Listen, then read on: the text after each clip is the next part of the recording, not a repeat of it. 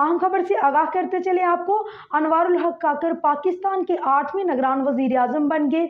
सदर ममलिकत आरिफ अलवी ने बतौर निगरान वजीर आजम तकर्री की समरी पर दस्तखत कर दिए। अहम खबर से आगाह कर रहे हैं आपको कि अनवारुल हक काकर पाकिस्तान के 8वें निगरान वजीर आजम बन गए। सेनेटर अनवारुल हक काकर पाकिस्तान के 8वें निगरान वजीर आजम बन गए। सदर ममलिकत आरिफ अलवी ने अनवारुल हक काकर की बतौर निगरान वजीर आजम तकर्री की समरी पर दस्तखत कर दिए।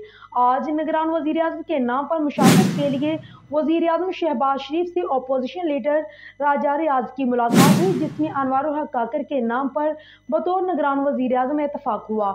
वजीर आजम और अपोजिशन लीडर ने दस्तखत करके एडवाइस सदर ममलिकत को भिजवाई। सदर ममलिकत ने अनवारुल हक काकर की बतौर निगरान वजीर आजम तकर्री की एडवाइस पर दस्तखत कर दिए हैं, जिसके बाद अब अनवारुल हक काकर मुल्क के निगरान वजीर आजम के तौर पर जिम्मेदारियां निभाएंगे। गुज़िश्ता रोज सदर ममलिकत डॉक्टर आरिफ अलवी ने निगरान वजीर आजम के मामले पर वजीर आजम शहबाज शरीफ और तहलील शुदा कौमी असम्बली के अपोजिशन लीडर राजा रियाज अहमद को खत लिखा था। सदर ममलिकत ने वजीर आजम और अपोजिशन लीडर को 12 अगस्त तक निगरान वजीर आजम का नाम देने का कहा। आरिफ अलवी ने कहा कि मैंने वजीर आजम की एडवाइस की मंजूरी दी।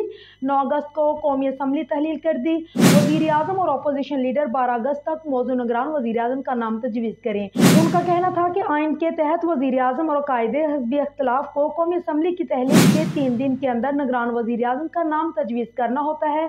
ख्याल रहे कि अनवारुल हक काकर का ताल्लुक बलोचिस्तान अवामी पार्टी से है। अनवारुल हक काकर 2018 में आज़ाद हैसियत से सेनेटर मुंतखब हुए थे।